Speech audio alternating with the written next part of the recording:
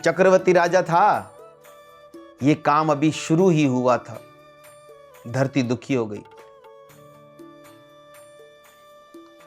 धरती धर्म से कह रही है कि सभी मेरी संतान है। भगवान कह रहे पितामस्य जगतो माता दाता पितामह, मैं जगत की मां हूं, मैं जगत का बाप हूं। अब वो कह रहे हैं कि मैं तो सभी का बाप हूं। पृथ्वी इतनी दुखी है, उसी धरती पर हम बकरे को फेंक कर उसका गला काटते हैं, सारा खून धरती पर जाता। उस मां की क्या दशा होगी जिसके ऊपर हम उसकी संतान को काटते। पृथ्वी कहा मैं बहुत दुखी हूं, बहुत दुख होता है। राजा परीक्षित ने कहा यह सब कहां होता है। इतनी देर में एक बहुत लंबा सा आदमी आया काले कपड़े पहना हुआ, हाथ में लंबी सी तलवार ली और काला रंग इसका, और एकदम से प्रकट हुआ और बैल को और पृथ्वी को तलवार दिखाने लगा। राजा परीक्षित ने कहा रुक जाओ, तुम कौन हो? उसने परीक्षित को प्रणाम किया और कहा कि महाराज मैं कलयुग हूं। राजा परीक्षित ने कहा तुम कोई भी हो, मैं तुम्हें मार दूंगा। मेरे राज्य में ऐसा धर्म नहीं होता कोई गाय या बैल पे ऐसा अत्याचार करे। तुम इनको क्यों डरा रहे हो? जो कलयुग था वो नतमस्तक होकर परीक्षित के सामने खड़ा हो गया। परीक्षित बोले बोल, अपना ठीक से परिचय दे, कौन है तू? याद रखिए धर्मात्माओं की एक बहुत बड़ी निशानी है, जहां धर्म को हानि हो रही होगी वहां कभी हंसेंगे नहीं, रोएंगे। जहां धर्म को हानि हो रही होगी, धर्म को नुकसान हो रहा होगा, वहां वो धर्म के लिए बोलेंगे, धर्म के लिए लड़ेंगे। जहां धर्म को हानि हो रही होगी वहां अपनी इज्जत को न देखकर सामने कोई भी हो उससे खड़े होकर बात करेंगे, धर्म को हानि नहीं होने देंगे। जो लोग धर्म की हानि होते देखकर भी उसके ऊपर हंसते रहते हैं, मुस्कुराते रहते हैं अथवा कुछ नहीं बोलते, चुप रहते हैं, वे भी नरकगामी है। हमारे धर्म का ऐसा शास्त्रों में बताया गया कि अगर कोई धर्म की निंदा कर रहा है तो आप उससे उठकर बात करो, और बात नहीं कर सकते तो आप वहां से उठकर चले जाओ। निंदा सुनो मत धर्म की। गुरु और धर्म की निंदा कभी सुननी नहीं चाहिए। इसलिए परीक्षित ने बोला, क्योंकि परीक्षित धर्मात्मा था। और बहुत सारे ऐसे भी आपको मिलेंगे जो कहेंगे कि मैं धर्मात्मा हूं, लेकिन भगवान का संग नहीं होता तो उनके अंदर ये काम भी नहीं होते। इसीलिए वो देखते रहे। अब परीक्षित ने जब उससे बात की तो नतमस्तक हो गया वो। उसने कहा महाराज मैं कलयुग हूं। महाराज ने बोला तो बोला महाराज अब मेरा युग आ चुका है, द्वापर युग खत्म हो गया, अब मेरा युग शुरू हो गया, तो आप अगर आज्ञा दो तो मैं आ जाऊं। कितना बड़ा धर्मात्मा। महाराज ने कहा तेरे जैसे आदमी को आज्ञा दूं जो धर्म को भी हानि पहुंचा रहा है, धरती को भी हानि पहुंचा रहा, तुमको मैं आज्ञा नहीं दे सकता। तुमने तो आते ही ये जो काम किया धर्म को नुकसान पहुंचाने वाला, तो तुमको कैसे आज्ञा दे दूं आने की? कलयुग भी जिससे पूछ कर आ रहा है ऐसा धर्मात्मा। अभी आप समझ रहे हो इस बात को? ऐसा धर्मात्मा जो कलयुग जिसको पूछ कर आ रहा है। उसने कहा महाराज अब मेरा युग है, आप कृपा करके मुझे आने दीजिए। लेकिन महाराज मैं बुरा नहीं हूं, आपने तो ये मेरा एक स्वरूप देखा कि मैंने बैल और इसको धरती को डराया, जो गाय थी इसको डराया, आपने अभी मेरे गुण नहीं देखे। महाराज ने कहा तुम इतने बुरे हो, तुम्हारे गुण देखने भी नहीं है। नहीं, बोला महाराज मैं अपने गुण एक शर्त पे बताऊं कि आप मेरे गुणों को सुनोगे। महाराज ने कहा तुम पहले अपने दुर्गुण बताओ, जब तुम आओगे तो क्या होगा। कलयुग ने कहा महाराज आपको फिर मेरे गुण भी सुनने पड़ेंगे। परीक्षित ने कहा जब तुम अपने दुर्गुण सुनाओगे तो मुझे इतना क्रोध आएगा, मैं तुमको जान से ही मार दूंगा, मैं तुम्हारी बात सुनूंगा ही नहीं आगे। पहले वचन दीजिए कि आप मेरी बात को सुनेंगे। परीक्षित ने वचन दिया, चलो जल्दी जल्दी बोलो। तलवार हाथ में पकड़ी राजा परीक्षित के कलयुग ने बोला, जब मैं आ जाऊंगा तो सारी मर्यादाएं खत्म हो जाएगी। बच्चों की नजर में माँ बाप कुछ नहीं होंगे और बात बात में बच्चे माँ बाप को ताना देंगे, उनको आंखें दिखाएंगे। माँ बाप बच्चे की किसी चीज को हाथ लगाते हुए डरेंगे कि वो आएगा तो शोर करेगा। मेरे युग में ये होगा। तो बच्चा तो माँ बाप की संपत्ति को इस्तेमाल करेगा, लेकिन जब माँ बाप बच्चे की संपत्ति को इस्तेमाल करेंगे तो बच्चा उससे हिसाब किताब लेगा।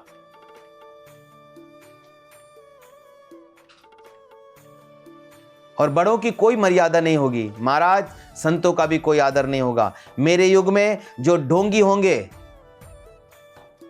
वे धर्म को लेकर चल रहे होंगे और उनका जो पाखंड है वो साथ साथ चलता रहेगा। महाराज मेरे युग में जिसके सफेद बाल हों, वो चाहे शराब पीता हो, चाहे मांस खाता हो, वो चाहे लोभी हो, लेकिन जिसके बाल सफेद होंगे महाराज वो जगत के लिए वंदनीय होगा और लोग उसको कहेंगे कि इसने सारी उम्र इस काम में गुजारी है, ये धर्मात्मा है। महाराज लोग उनका पूजन करेंगे। जो धर्म शास्त्रों को खंडित करेंगे लोग उनका पूजन करेंगे, लोग उनकी बात को मानेंगे।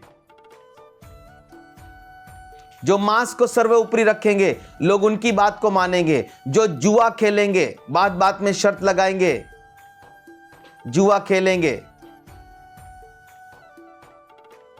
वो मेरे युग में होगा। जो लोग अपनी कन्या को ब्याह देंगे, उसकी शादी कर देंगे, लेकिन फिर उसका धन बेचकर खा जाएंगे। कन्या को मेरे समय में अच्छी शिक्षा नहीं होगी। माँ बाप समझाएंगे तो सही कि तू शादी करके जा रही है, अब वही तेरा घर है, वहीं से मर के निकलना। और उसी कन्या को थोड़े दिन बाद समझाया जाएगा कि अपने पति को काबू में रखो, ससुराल वाले क्या बिगाड़ लेंगे, कहीं अलग हो जा, सुख मिल जाएगा।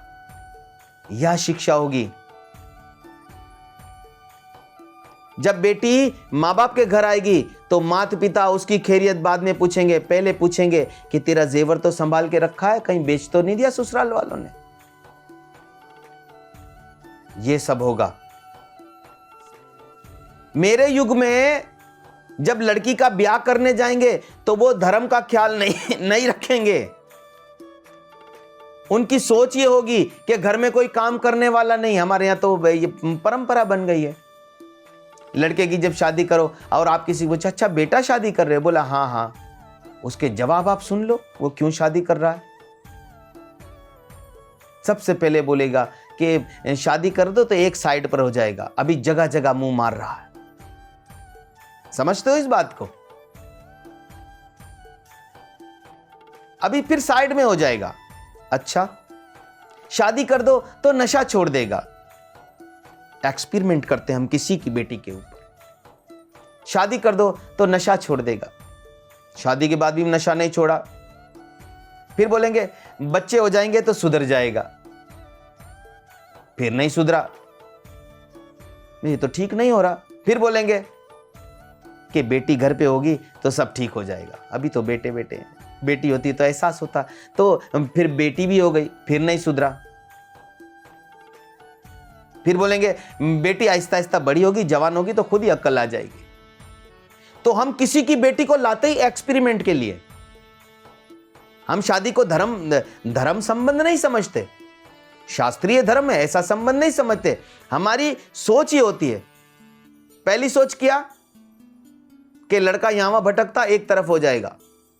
दूसरा कि नशे कर रहा है, छोड़ देगा, सुधर जाएगा। तीसरा, और तीसरा तो बड़ा अद्भुत है महाराज। तीसरा क्या है कि बच्चे की, लड़के की जो नानी है वो आईसीयू में, उसको ऑक्सीजन लगा हुआ है, तो जल्दी जल्दी इसकी शादी कर दो। कभी कहेगा दादी ऑक्सीजन पे ले, और कभी क्या कहेगा, कभी कहेंगे कि इसकी शादी कर दो, हमारी जान छूट जाएगी। और कभी कहेंगे कि हम घर में काम करने वाला कोई नहीं है, इसलिए इसकी शादी कर रहे हैं। आप रीजन सुन लीजिए धर्म का, तो धर्म को इस रीजन से जोड़ा जाता, हम शादी से। तो जो आपकी मेंटेलिटी होती है, जो आप सोचते हैं कि लड़के की शादी इस काम के लिए हो रही है, तो उस लड़की को हम अपने घर में कभी भी बेटी का दर्जा देते ही नहीं है।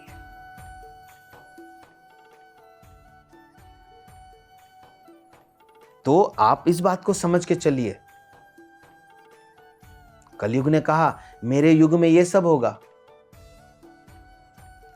लोग विवाह जैसा संबंध तो करेंगे और धर्म का सिर्फ नाम होगा, लेकिन उसमें काम सारा अपनी मर्जी का होगा। मांस शराब, जो यज्ञ कर रहा है वो भी ना शिक्षित होगा, ना उसके आचरण होंगे, न भगवान को समर्पण होगा, न ही ब्राह्मण होगा, वो भी मांस और शराब पीने वाला एक पंडित होगा। ये याद रख लीजिए, जिस महाराज को आपके बच्चों के फेरे करने और उसने कहीं शराब पी रखी है अथवा वो मांस का सेवन करता है, आप याद रखिएगा आपके जीवन में, उस बच्चों के जीवन में जितना भी दुख आएगा उस महाराज के ही कारण आएगा। क्योंकि ये शास्त्रों की रीति है।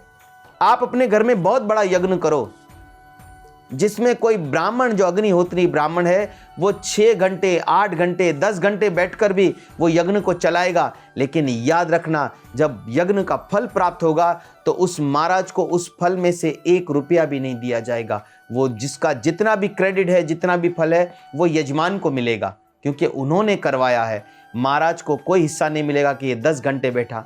हाँ, उसको दक्षिणा मिलती है, अलग बात है वहां से, लेकिन जो उस यज्ञ में जो हिस्सा है वो उसको नहीं मिलता। ऐसे ही अगर आप शादी करते हो तो जो फेरे करवाने वाला महाराज है, अथवा वो शराब पिया हुआ है, अथवा वो शराब पीता है, वो मांस का सेवन करता है, तो याद रखिएगा आपके बच्चों में, उस शादी में जितनी भी गड़बड़ होगी और आपके बच्चों के जीवन में जितना भी दुख आएगा, उस शादी की सारी गड़बड़ महाराज करेगा। लेकिन महाराज को 1 रुपए का भी नुकसान नहीं होगा। जितना नुकसान होगा आपके उस बैठे हुए बच्चों का होगा। हमारे कई रीतियों में देखा है, हमारे उसमें जब विवाह करने बैठते हैं तो वेद का एक मंत्र नहीं होता, ना कोई वेद की रीति होती है। आप पूछिए कभी उस महाराजों से कि इसमें वेद मंत्र कहां है, कौन सा वेद मंत्र पढ़ रहे हैं। बस मंत्र को बोले ओम गणेशाय नमः, ओम शंकराय नमः, ओम विष्णुवे नमः, ओम कृष्णे नमः, ओम रामायण, ये नमः नमः नमः नमस्कार करते करते करते आहुतियां डालते रहते हैं। यज्ञ की तो बड़ी क्रिया है, ये वैदिक कार्य है, वो करते रहते हैं। परीक्षित ने कहा मेरे समय में ये सब कुछ होगा। आज आप इस कलयुग के समय का हाल देख लो। बेटा अगर कमीशन पे पैसे चलाता है, ब्याज पे पैसे चलाता है, तो मां भी मांगती है ना, तो उसको भी कमीशन काट कर पैसे देता। ये हाल है धर्म का। मेरे समय में बहन भाई में, माता पिता में कोई मर्यादा नहीं होगी। मेरे समय में ब्राह्मण झूठ बोलेंगे। मेरे समय में ब्राह्मण मांस का आहार करेंगे। मेरे समय में लोगों का नाम तो ऊंचा होगा, लेकिन उनके काम बिल्कुल तुच्छ होंगे, गिरे हुए काम होंगे। मेरे समय में लोगों के कद छोटे हो जाएंगे। आज हम कितना फुट जाते हैं, मैक्सिमम जो 6 फुट चला गया, 6 फुट 4 इंच 5 इंच, वो हमारे में सबसे लंबे कद वाला आदमी है। और नॉर्मल जो है 5 inch 2 inch, 5 feet 2 inch, 5 feet 4 inch, ऐसा ये नॉर्मल है। फिर इससे नीचे वाले आते हैं 4.5 फीट के, फिर से तो ये कलयुग के ये कद। लेकिन परीक्षित की जब उसकी भेंट हो रही है तो कलयुग कह रहा है कि मेरे समय में लोगों के कद कितने हो जाएंगे? लोगों के कद हो जाएंगे 2 फीट के, सारे छोटे छोटे। आज 2 फीट की चीज हमको बहुत छोटी नजर आती है, उस समय सारा संसार ही छोटा हो जाएगा। बोला अच्छा हाँ, और बोला मेरे समय में, आज के समय में लड़की 20 साल में मां बनेगी। 18 साल 20 साल में लड़की की आयु है, इसमें मां बन जाती, विवाह करो तो 20 साल में। लेकिन कलयुग ने कहा मेरे समय में 8 साल की बच्ची मां बनेगी और 11 साल का लड़का दादा बनेगा।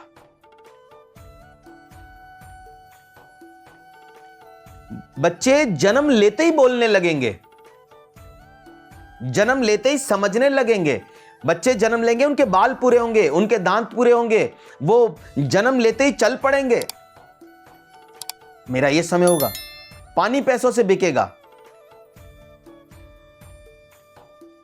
लोग सारी मर्यादाओं को भूलकर किसी के शौक पर भी जाएंगे तो शराब का सेवन करेंगे, किसी की शादी में भी जाएंगे तो शराब का सेवन करेंगे। जो नीच प्राणी है, जो नीच वाले काम कर रहा है, जो नीचे काम कर रहा है, वो शोर करेगा, शराब पीकर शोर करेगा। और जो वृद्ध अवस्था के लोग हैं, जो इज्जतदार लोग हैं, वो उसके आगे हाथ जोड़ेंगे। ये कलयुग का प्रभाव है।